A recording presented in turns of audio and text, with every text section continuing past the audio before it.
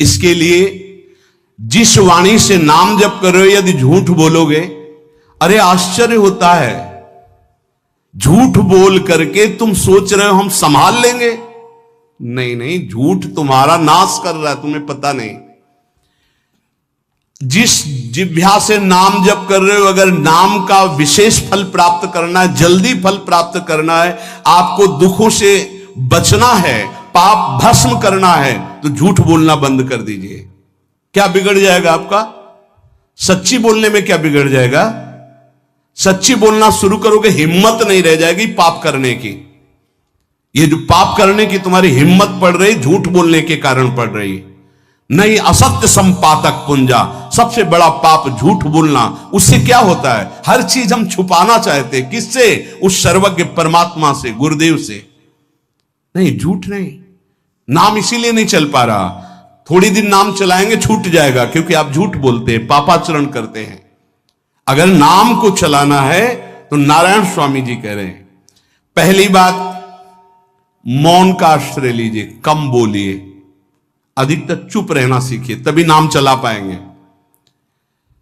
जो कार्य कर रहे हैं आप उस पर ध्यान दें, उस कार्य को एकाग्रता पूर्वक करें, वाणी को मौन रखें, उस वाणी से धीरे धीरे नाम उच्चारण करें।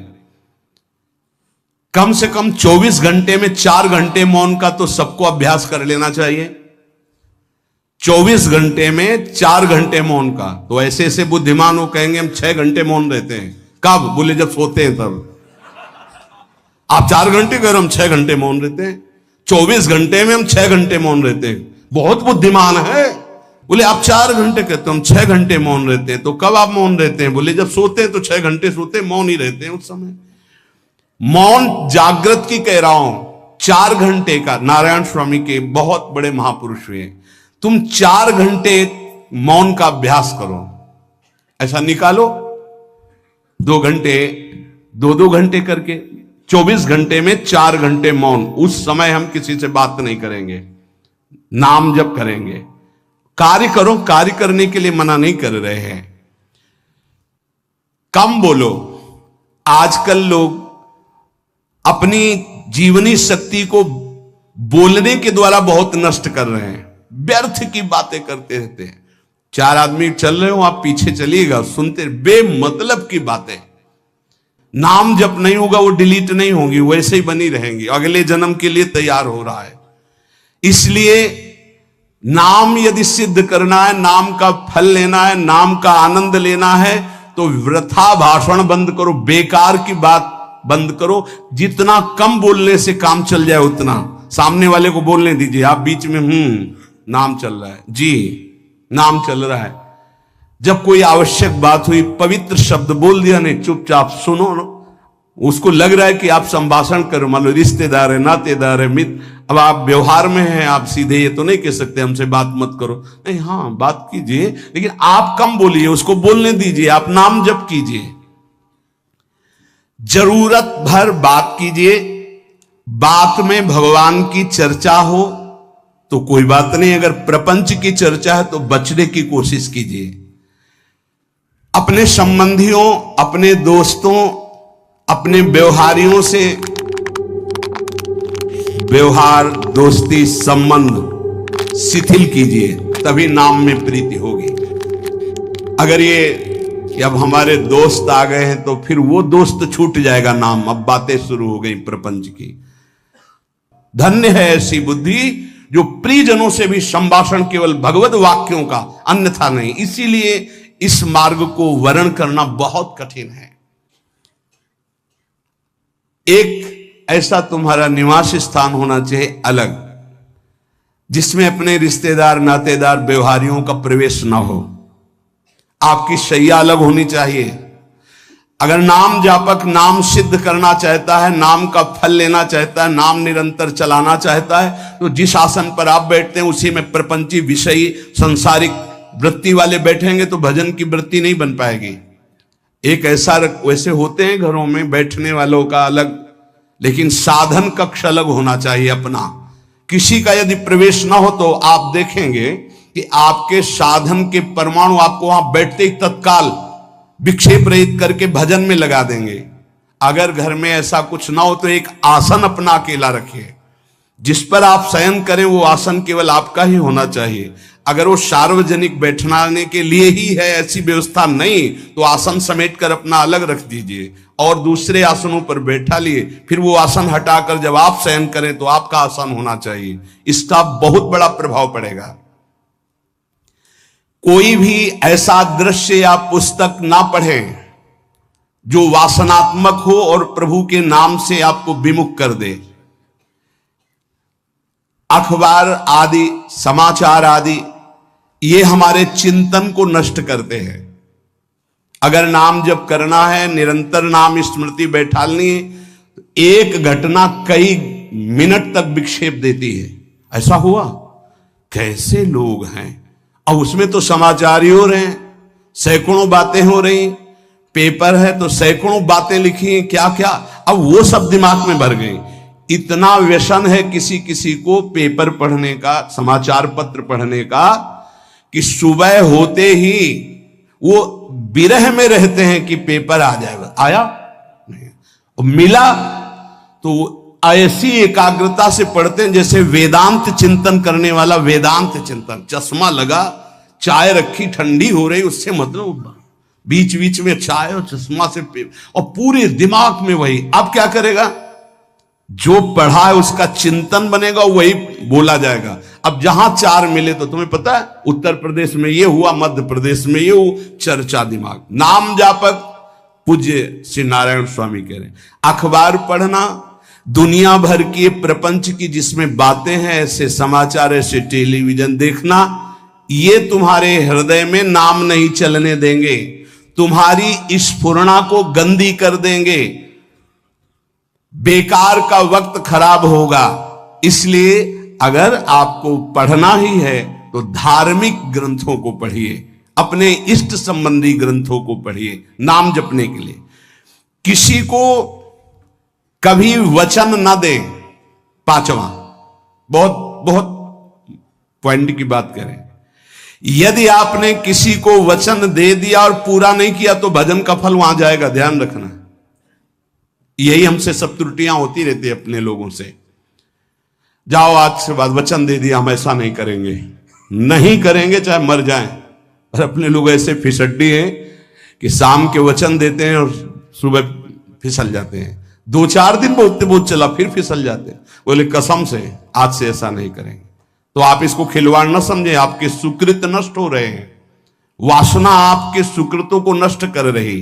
दूसरा, जैसे आपने किसी से कहा कि मैं शाम के 5 बजे आ जाऊंगा, तो 5 बजने में 5 मिनट कम होने पर आपको पहुंच जाना चाहिए, 5 मिनट ओवर होने पर नहीं, उसके पहले ही आपको ऊपर। यह संतों के जीवन में देखा गया है। समय का बहुत बड़ा जीवन में अस्तित्व है। अगर आप किसी को समय दें, फिर उसमें प्रमाद स्थिति नहीं होनी चाहिए। 5 मिनट पहले पहुंचिए।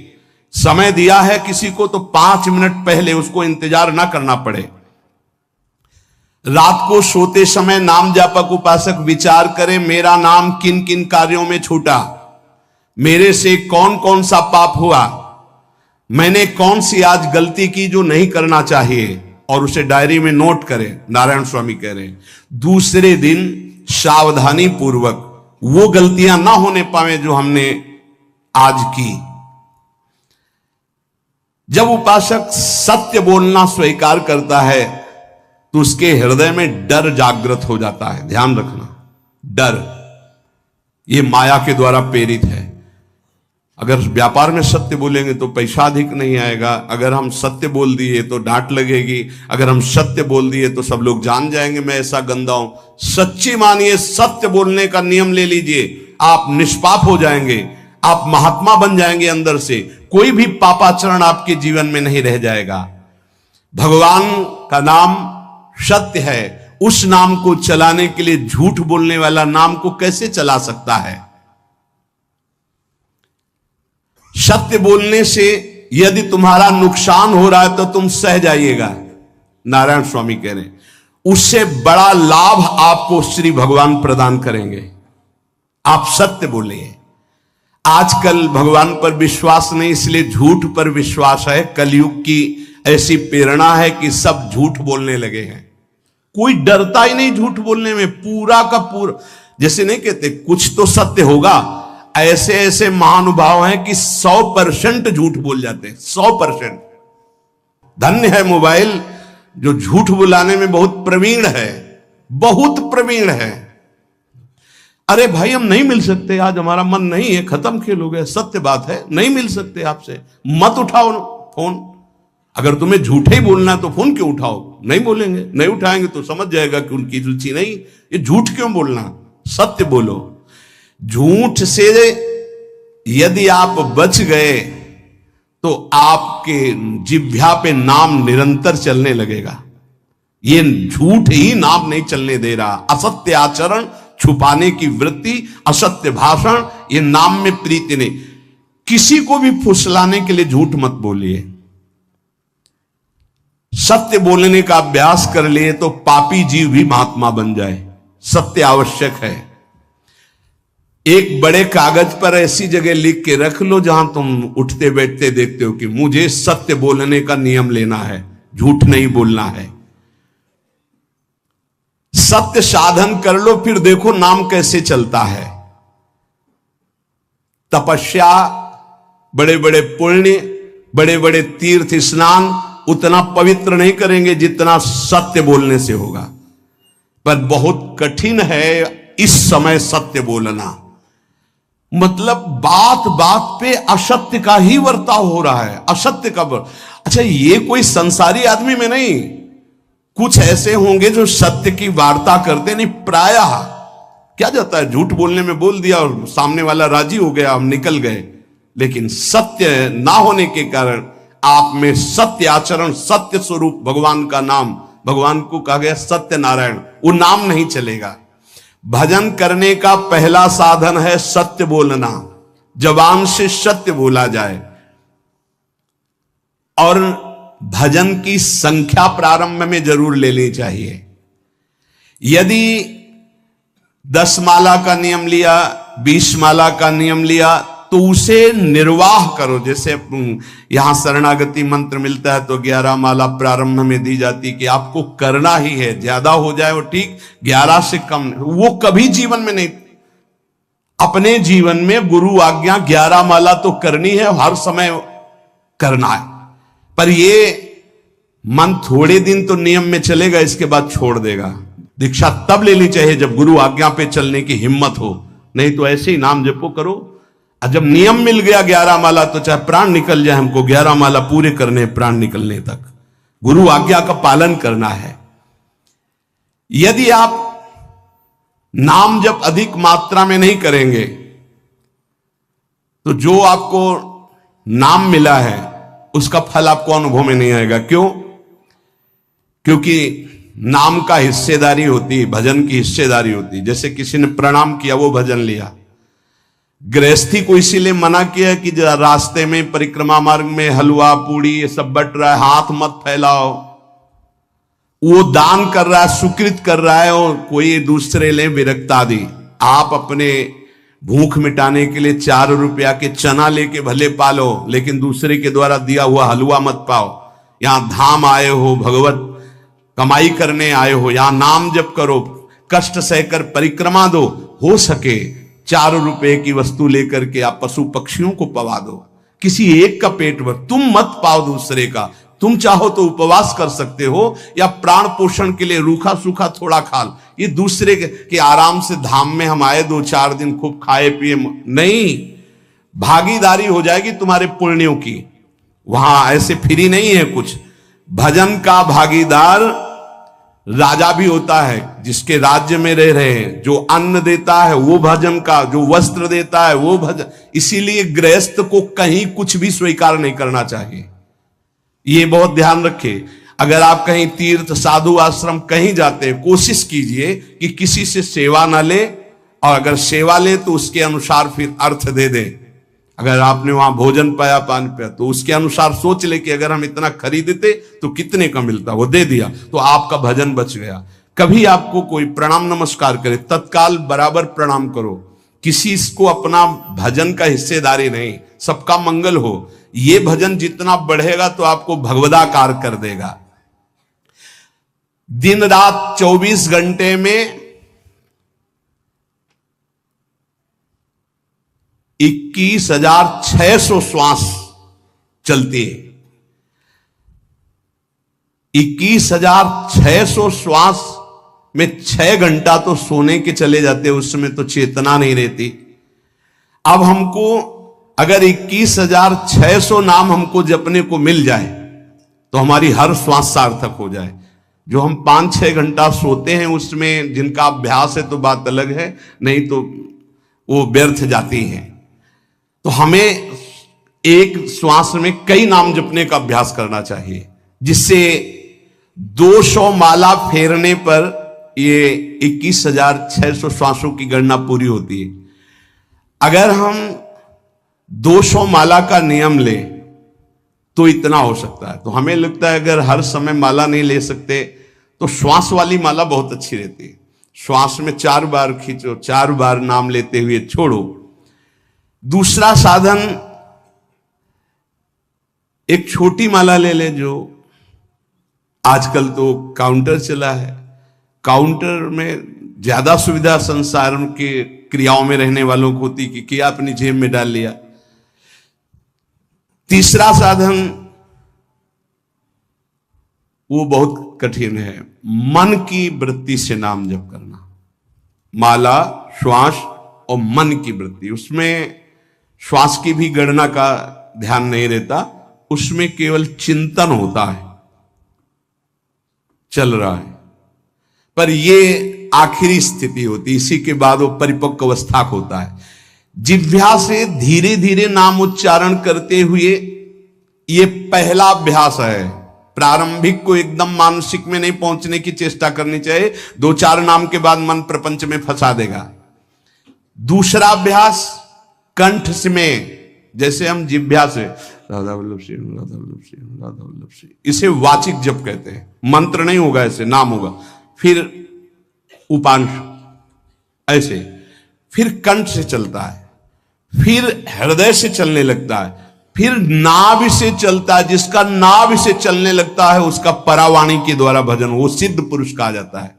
4 वाणी, परा, पश्चंती, मध्यमा, वैखरी। वैखरी जो बोल रहे हैं, जो कंठ से, फिर हृदय से पश्चंती, परा नाभि से, मूलाधार केंद्र से लेकर के संपूर्ण ब्रह्मांड में इसमें नाम गूंज रहा है, वो सिद्ध पुरुष का होता है। पहला अभ्यास जिह्वा हिला करके शुरू करें, राधा राधा राधा राधा।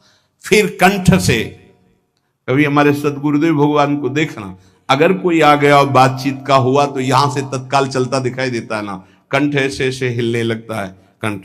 अगर शांत बैठे तो फिर नहीं दिखाई देता। अगर कोई है आसपास तो इतनी तीव्रता लगन होती कि कहीं छूट ना जाए नाम। कंठ से विशिष्ट अभ्यासी का, फिर हृदय से परिपक्व अभ्यासी का, और नाभि से सिद्ध महापुरुष का, परावाणी से चलता है। अगर 1 वर्ष तक जिह्वा से अभ्यास किया जाए, ये मैंने किया है, नारायण स्वामी कहते हैं, तो दूसरे वर्ष में कंठ से प्रारंभ हो जाता है।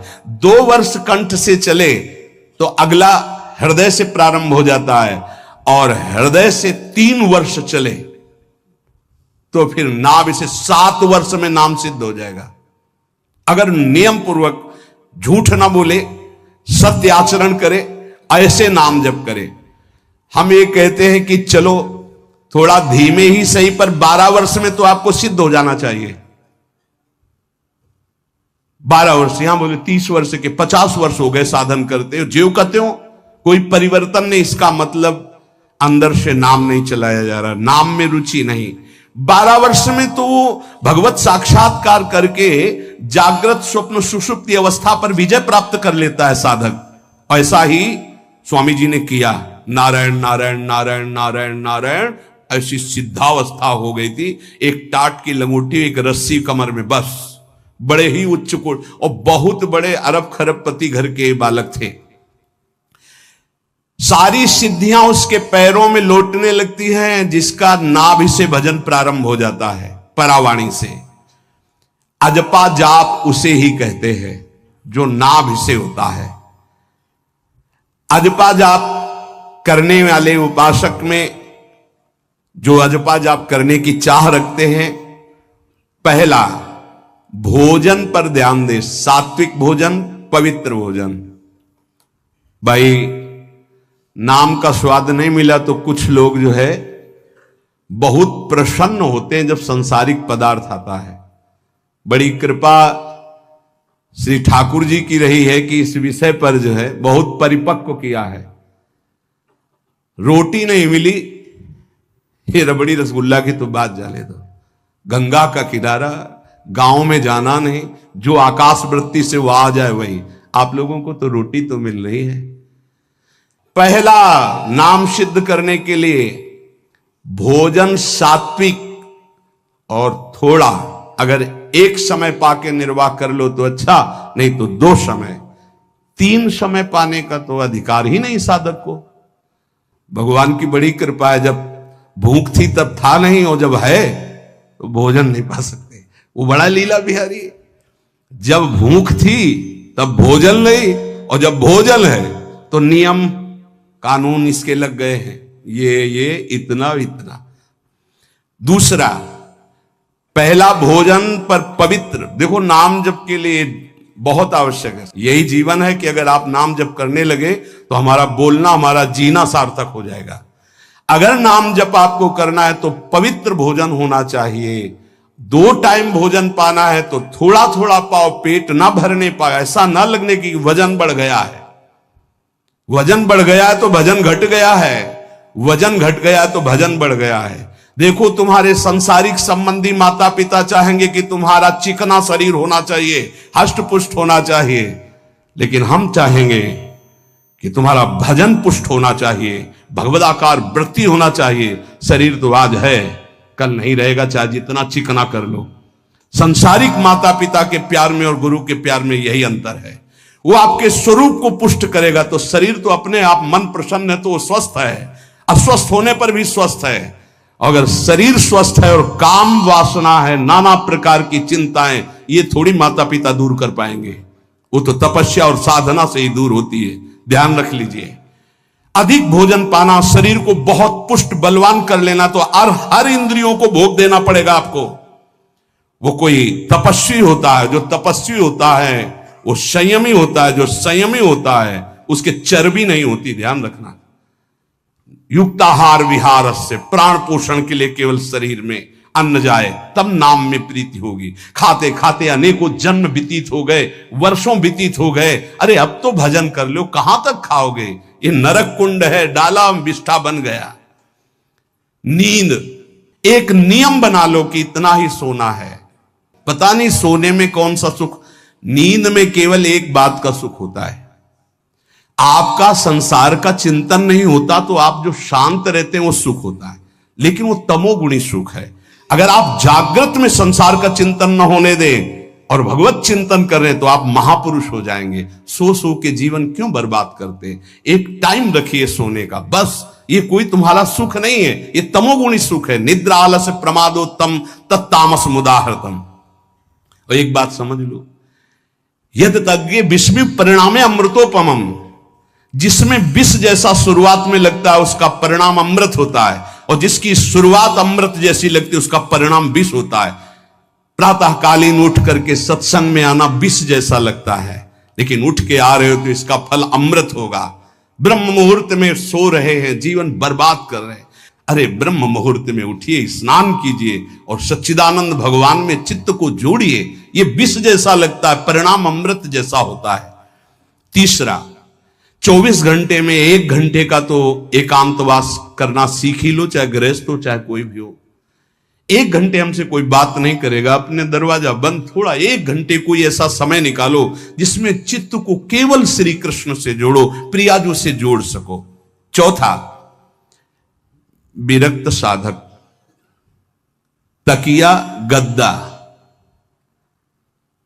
ये सब चीजें अगर लगा के सोओगे तो नाम जप नहीं होगा। देखो, हितधाम में कुशासन और एक ईंट कुशासन के नीचे, सर्दी में ओढ़ने के जो हमारे कंबल थे वो आटे का बोरा बलराम जी ला के दे थे। जीवन को यदि आप कसौटी पे नहीं कसेंगे तो भजन नहीं होने वाला। अब तो शरीर रोग से ग्रसित है, आप चाहे जहां रखो चाहे जैसे रखो, प्रिया जो जाने। जब तक हमें भगवदाकार वृत्ति ना हो जाए तब तक विषयों को स्वीकार नहीं। ऐसे हैं साधक, बड़ा सुख मिलता है। एक ऐसे पड़ा हुआ है आसन, उनके कमरे में जाके देखिए, केवल आसन ही है। कितने ऐसे साधक राधा के कुंज में रहते हैं जिनकी चटाई केवल है, न तकिया है, न गद्दा है, न कोई। उसी चटाई को ऐसे खड़ा कर दिया, बिछा लिया, बस उसी में पड़े, भोजन मिला पा लिया, ऐसे रह रहे हैं। कमरे में देखो जाके तो ऐसा लगेगा कि इसमें कोई रहता ही नहीं, कुछ है ही नहीं, केवल चटाई है। तकिया गद्दा विशेष विलासिता की वस्तुएं तो नाम जप नहीं होने वाला, ध्यान रखना। जहां पड़े आराम से नींद आ जाएगी, सो जाएंगे, और जब तो नींद उतनी आएगी जितनी आवश्यकता है। भजन का खजाना तिजोरी में रखें, कभी किसी से बताएं नहीं कि आपका भजन कितने माला कितना होता है। पूज्य नारायण स्वामी जी कह रहे हैं,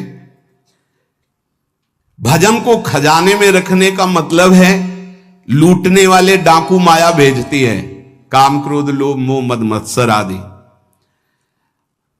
और प्रिय गृहस्थ भगत आदि। कैसे प्रिय गृहस्थ? स्वामी जी अब ये सब आप ही कहा है, बहुत बीमार है, आप देखना। ठीक है, दूसरे की दुख निवृत्ति करना संत का स्वभाव होता है, पर हम जिस मार्ग के पथिक हैं, हमारा कर्तव्य है। हमारे पास हमारे प्रभु के सिवा कोई नहीं, हमारा जो कुछ है वो प्रभु हैं। ए भैया, जैसा श्री जी चाहेंगे वही सब मंगल करेंगे, ये शब्द होना चाहिए। उससे उसका भी मंगल होगा, आपकी भक्ति पुष्ट होगी। कभी भी जो गृहस्थ में भजन करता है, किसी भी तरह का किसी से भी कोई प्रतिग्रह ना ले। नहीं ले लो, ये लो ही बढ़िया है, रख लो। नहीं महाराज, हमारा ये मार्किन का गमछा ही काफी है हमारे लिए।